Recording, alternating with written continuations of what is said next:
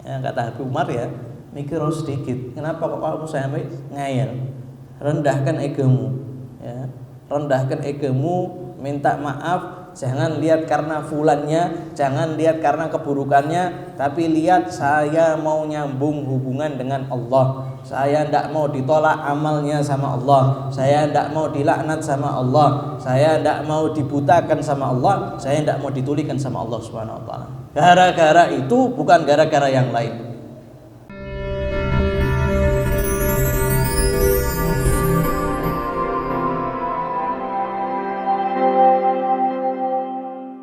Alhamdulillah, kita lanjutkan kembali sampai ad-durusus tsamin, pelajaran yang ke-8 tentang akhlak. Beliau Habib Umar menjelaskan tentang salah satu akhlak yang di zaman sekarang mulai jarang, atau di zaman sekarang sudah banyak orang yang mengabaikan dan tidak memperdulikan akhlak ini. Yang akhlak ini kalau seandainya seseorang meninggalkannya, maka dia mendapatkan ancaman yang berat daripada Allah Subhanahu wa taala, yaitu akhlak menyambung rahimnya, menyambung silaturahmi. Orang-orang yang memiliki rahim kepada kita, memiliki kerabat sama kita, maka wajib kita sambung. Di zaman sekarang banyak sekali orang-orang yang memutuskan daripada persaudaraannya hanya gara-gara masalah sepele, hanya gara-gara salah paham, hanya gara-gara sesuatu yang semestinya tidak pantas untuk memutuskan daripada silaturahmi. Dan termasuk yang Allah Subhanahu wa taala juga para rasul mengajak kepada kita adalah akhlak as-silah, nyambung, wa khususan lil arham, dan terlebih lagi untuk kerabat kita yang masih ada hubungan rahim sama kita. Mulai dari ayah kita, meskipun apapun yang dilakukannya, meskipun tidak ngopeni dari kecil, meskipun tidak nafkahi dari kecil, meskipun dia sudah melakukan tindakan-tindakan, tetap yang namanya kerabat harus disambung. Ibu kita bagaimanapun perlakuannya, begitu juga mertua kita, baik laki-lakinya atau perempuannya, begitu juga saudara ayah kita, saudara ibu kita, bibi atau paman kita, itu termasuk daripada rahim yang harus kita sambung. Jangan sampai seseorang itu memutus hubungan gara-gara permasalahan-permasalahan daripada dunia. Dan silaturahmi ini di dalam syariat kita, di dalam ajaran Nabi Muhammad SAW itu menempati kedudukan yang sangat besar. Begitu juga Allah Subhanahu wa taala ketika memberikan petunjuk kepada umat Nabi Muhammad SAW perihal daripada silaturahmi, sampai Allah Subhanahu wa taala mengancam dengan ancaman yang sangat keras bagi orang-orang yang berani untuk memutus silaturahmi. Allah Subhanahu wa taala sampai mengancam barang siapa yang mengabaikan daripada silaturahmi, memutus daripada silaturahmi, Allah Subhanahu wa taala akan melaknatnya. Apa itu laknat? Laknat itu adalah Allah menjauhkan rahmat daripada orang tersebut. Ini yang namanya apa? Laknat. Allah Subhanahu wa taala melaknat orang tersebut, wa yu'ammiyahu, Allah Subhanahu wa taala membutakan orang tersebut, wa yusimmahu, dan Allah Subhanahu wa taala menjadikan orang tersebut tuli. Tidak bisa melihat kebaikan, juga tidak bisa mendengarkan daripada nasihat, wal iyadu billah. Allah Subhanahu wa taala berfirman, "Fahal 'asaitum in tawallaitum an tufsidu fil ardi wa tuqatti'u arhamakum ulaika alladziina la'anahumullahu fa asammahum wa a'ma absarahum." Maka Allah Subhanahu wa taala mengatakan, apakah ketika kalian itu menguasai suatu daerah, kemudian kalian tufsidu fil ardi, merusak daripada bumi, wa tuqatti'u arhamakum, dan memutus daripada hubungan kepada rahim kalian.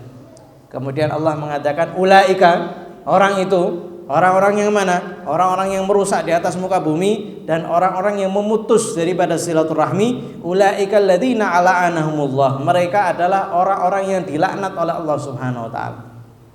Fa asammahum, maka Allah Subhanahu wa taala membuat mereka itu buta. Wa a'ma fa asammahum, dan Allah Subhanahu wa taala membuat mereka itu tuli. Wa a'ma absarahum, dan membuat mata mereka itu buta. Sehingga sudah tuli buta. Coba kita bayangkan, ngomong sama orang tuli sama buta, bisa enggak kira-kira? Orang tuli buta, kita ngajak ngomong, mau ngasih informasi, mau ngasih hidayah, mau ngasih petunjuk, mau ngasih caranya sholat gimana? Enggak bisa. Wong dikasih gerak-gerak, dicari dengan gerakan, dia buta. Pakai suara, dia tuli. Maka orang-orang yang memutus tali silaturahmi terkadang kalau sudah dibutakan oleh Allah, ditulikan oleh Allah Subhanahu wa taala, berkali-kali dinasihati, iya, tidak mempan. Ulaikal ladzina la'anahumullah. Maka jangan sampai kita itu apa? Mementingkan kepentingan kita, mementingkan ego kita, akhirnya kita mendapat laknat daripada Allah Subhanahu wa taala, waliyadzubillah. Kemudian beliau menegaskan, setiap orang mukmin yang sudah mendengarkan daripada ayat ini, yang sudah mendengarkan daripada firman Allah Subhanahu wa taala, yang sudah baca daripada firman Allah Subhanahu wa taala, kemudian dia masih terus memutus tali silaturahminya, ya. Walau ini ghoyah, meskipun rahim kita itu akhadha malahu kullahu, ngambil seluruh daripada hartanya. Ini sudah goyah ini. Jadi masalah-masalah sepele apalagi.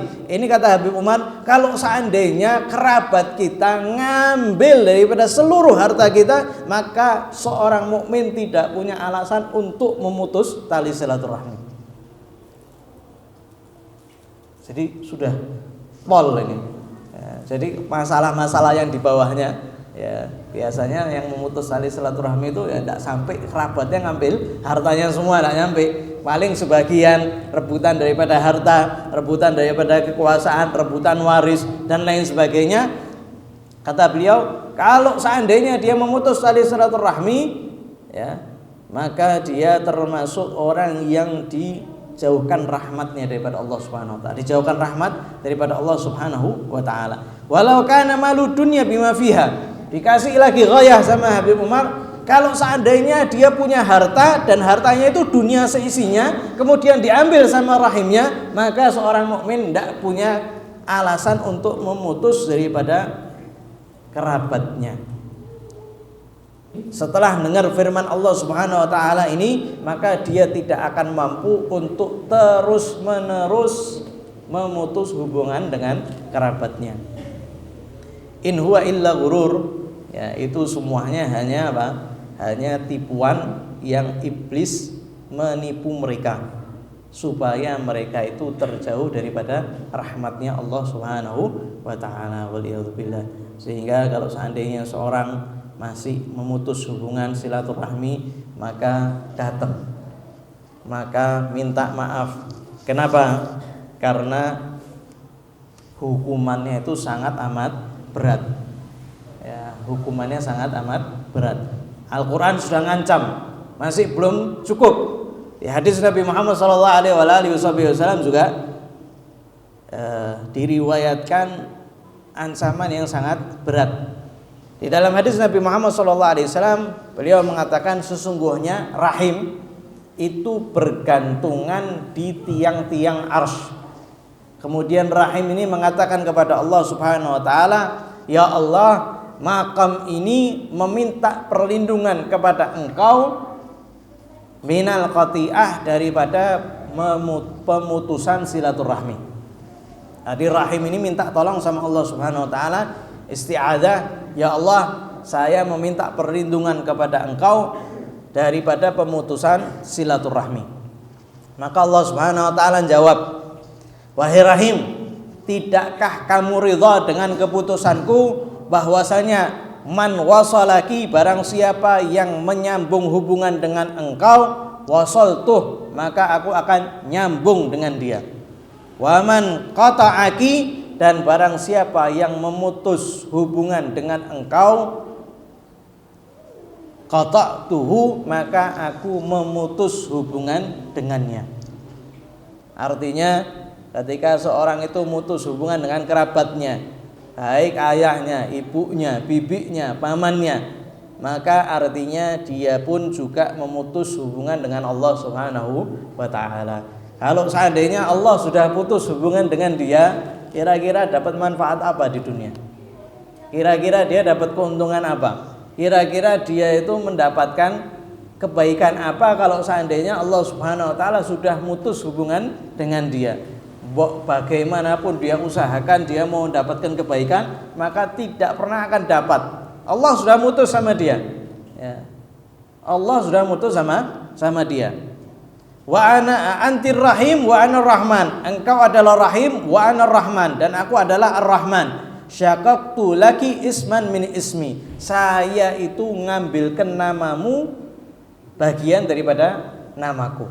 Saya ambil daripada rahman itu dikasih nama rahim, ya, sebagian daripada nama Allah Subhanahu wa ta'ala. Jadi kalau seandainya seorang itu memutus hubungan, lebih baik mikir dua kali. Pertama dilaknat sama Allah, dibutakan, ditulikan, dan Allah Subhanahu wa ta'ala memutus hubungan dengan dia.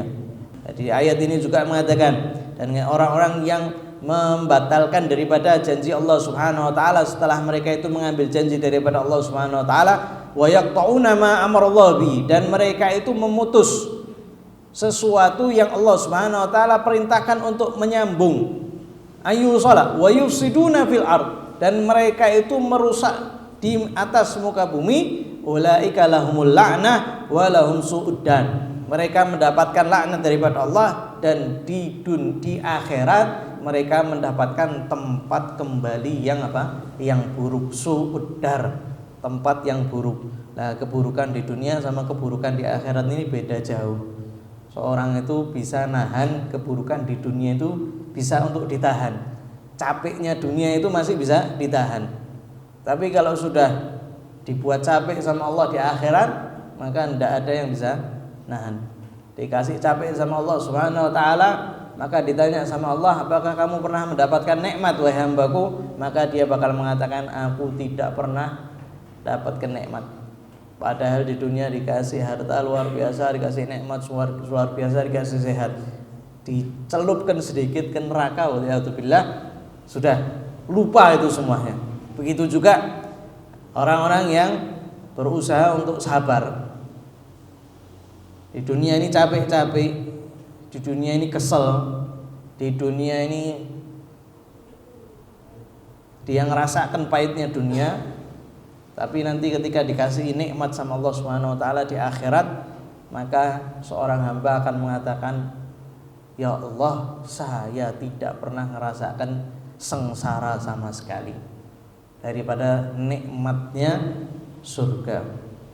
Semoga Allah Subhanahu wa ta'ala menjadikan kita termasuk yang mendapatkan tempat kembali di akhirat, tempat kembali yang nikmat. Amin Allahumma amin. Nabi Muhammad SAW mengatakan, setiap hari Senin dan setiap hari Selasa, amal-amal hambanya Allah Subhanahu wa ta'ala itu ditunjukkan kepada Allah Subhanahu wa ta'ala. Fala yuqbalu amala qatir rahim, maka amalnya yang memutus tali silaturahmi tidak bakal diterima oleh Allah Subhanahu wa ta'ala. La ilaha illallah. Mau ibadahnya kuat, mau bangun malam setiap malam, mau puasa setiap siang, mau bantu masjid, mau bangun masjid, mau haji, mau umrah, mau sedekah setiap hari, mau nyantuni anak yatim, mau bagaimanapun, kalau seandainya dia termasuk yang memutus tali silaturahmi, maka Nabi Muhammad SAW itu mengatakan tidak akan diterima amalnya. Dan seseorang itu bisa selamat di akhirat kalau beramal dan beramalnya diterima sama Allah Subhanahu wa ta'ala. Kalau cuma amal tok dan tidak diterima sama Allah Subhanahu wa ta'ala, percuma. Karena yang menyelamatkan kita bukan amal kita, tapi apa? pengabulan Allah Subhanahu wa taala terhadap amal kita. Maka beliau Habib Umar mengatakan, coba katakan kepada orang-orang yang masih ngeyel untuk memutus tali silaturahmi. Coba katakan sama dia, apakah kamu itu ridho bahwasanya sholawatmu ditolak, sholatmu ditolak gara-gara apa? Dan bahkan seluruh amal solehmu itu ditolak gara-gara apa? Apa yang kamu pertahankan? Untuk apa itu semuanya sampai kamu itu ngeyel rela untuk amal solehmu ditolak sama Allah Subhanahu wa taala? Muqabil madza? Apa yang kamu dapatkan daripada itu semuanya? Muqabil ma la yu'addu syai'an amama raddi tasbihatin wahidatin fa kaifa bi raddi jami'il a'mal. Kalau seandainya yang tidak diterima itu hanya satu tasbih saja, maka itu tidak sebanding dengan apa yang dia kerjakan.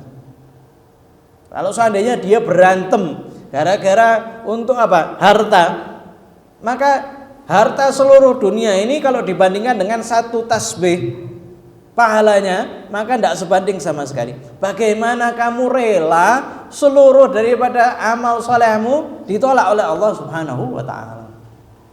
Ya, kata Habib Umar, ya, mikir sedikit. Kenapa kok kamu sampai ngayal? Rendahkan egomu, ya. Rendahkan egomu, minta maaf. Jangan lihat karena fulannya, jangan lihat karena keburukannya, tapi lihat saya mau nyambung hubungan dengan Allah. Saya tidak mau ditolak amalnya sama Allah. Saya tidak mau dilaknat sama Allah. Saya tidak mau dibutakan sama Allah. Saya tidak mau ditulikan sama Allah Subhanahu wa taala. Gara-gara itu, bukan gara-gara yang lain.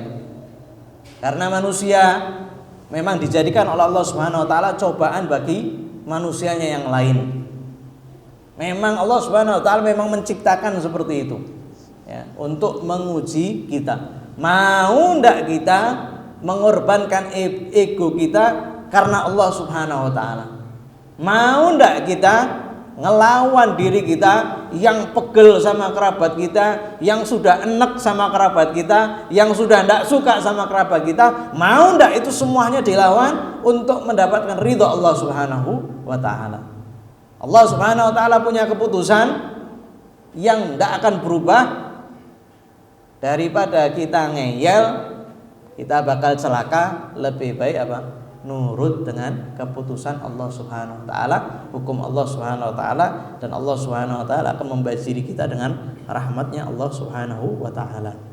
Sebagaimana pemutus tali silaturahmi diharamkan daripada maghfirah di setiap hari Senin dan Kamis, begitu juga yang memutus tali silaturahmi tidak mendapatkan maghfirah di bulan Ramadan yang penuh barokah. Bulan Ramadan ini Allah ngasih maghfirahnya, ampunannya luar biasa.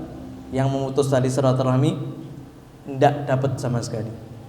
Maka wajib bagi setiap muslim untuk membersihkan dirinya daripada akhlak yang buruk ini dan daripada musibah yang sangat besar ini.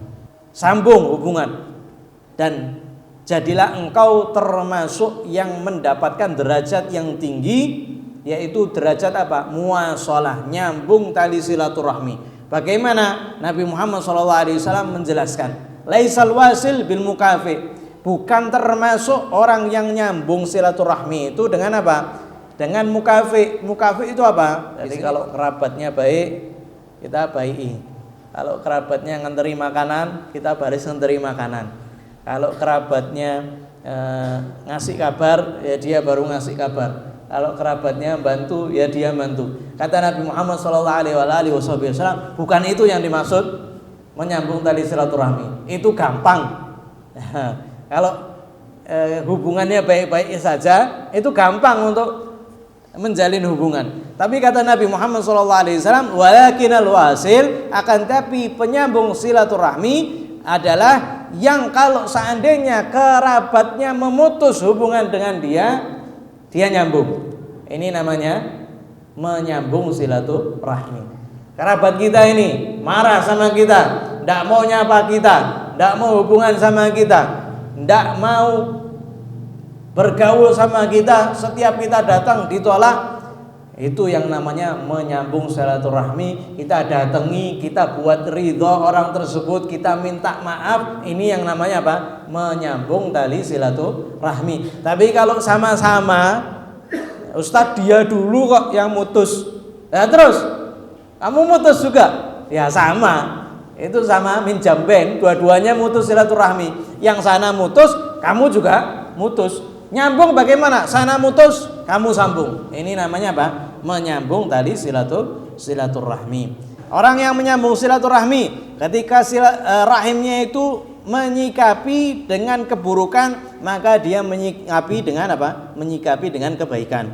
Ya, kalau dia marah-marah, kita sabar. Kalau dia berbuat buruk, ya kita sabar. Tidak membalas dengan keburukan. Nah, kebanyakan orang itu kan ya, kalau rahimnya sudah ngamuk-ngamuk, sudah mendolimi, ya sudah. Nah, itu geger itu. Tidak ada yang bisa ngobati kecuali apa? Al-Quran dan hadis Nabi Muhammad SAW. Ya, dan ini menyambung tali silaturahmi itu adalah salah satu daripada akhlak kenabian. Allah Subhanahu Wa Taala memerintahkan Nabi Muhammad SAW itu dengan 9 perkara. Beliau Nabi Muhammad SAW mengatakan, aku diperintahkan oleh Allah Subhanahu Wa Taala untuk melakukan 9 perkara. Yang pertama, al-ikhlas fis sirri wal alaniyah. Ikhlas kepada Allah Subhanahu Wa Taala baik ketika di hadapan orang yang banyak atau ketika sendiri. Nah, ini kan angel.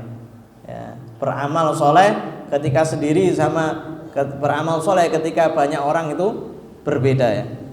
Kemudian yang kedua, al-adl fir ridha wal ghadab. Adil baik dalam keadaan murka atau dalam keadaan senang. Ya. Jadi kalau misalkan dia itu marah, marahnya tidak sampai berbuat zalim, dan kalau seandainya dia itu ridha, ridhonya itu tidak sampai melewati batas. Ya. Jadi kalau misalkan dia senang, tidak sampai wah kita lagi senang, wis kamu lakukan apa wae meskipun maksiat tidak ada masalah. Lah ini sudah kelebihan ya.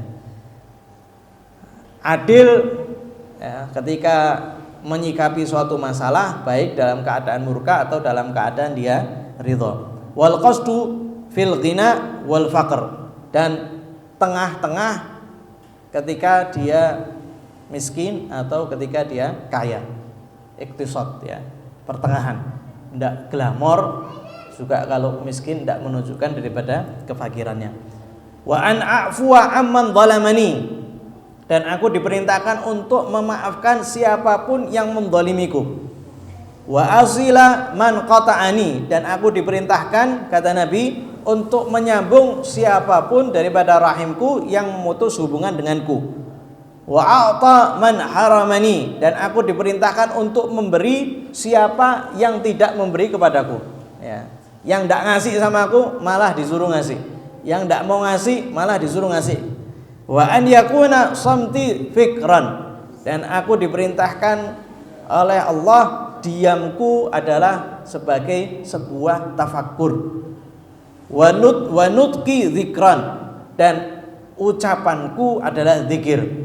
Wa nadhari ibrah, dan aku melihat itu dengan apa? Ibrah. Ini 9 perkara yang termasuk daripada akhlak nabawi. Fama a'dhama min tis'in khisalin amara biha dzul jalal nabiyyu Muhammad sallallahu alaihi wasallam madharul jamal wal kamal. Alangkah agungnya 9 perkara ini yang Allah memerintahkan kepada Nabi Muhammad sallallahu alaihi wasallam, yang itu semuanya berupa mencangkup segala al-jamal, keindahan, wal kamal, kesempurnaan. Orang kalau seandainya sudah mengamalkan 9 perkara ini, ya orangnya itu pasti apa? Indah dan pasti sempurna. Sallallahu alaihi wasallam. Allahumma adim salawataka ala nabiyyika ala abdika alladhi halaitahu bi asyrafil khilal waj'alna Allahumma min ahli silah wa wasilna wahfatna minal qati'ah wa la taqta' rajana waj'alna min hudatil muhtadin birahmatika ya arhamar rahimin. Wa sallallahu ala sayyidina Muhammadin nabiyil ummi wa ala alihi wasallam walhamdulillahi rabbil alamin.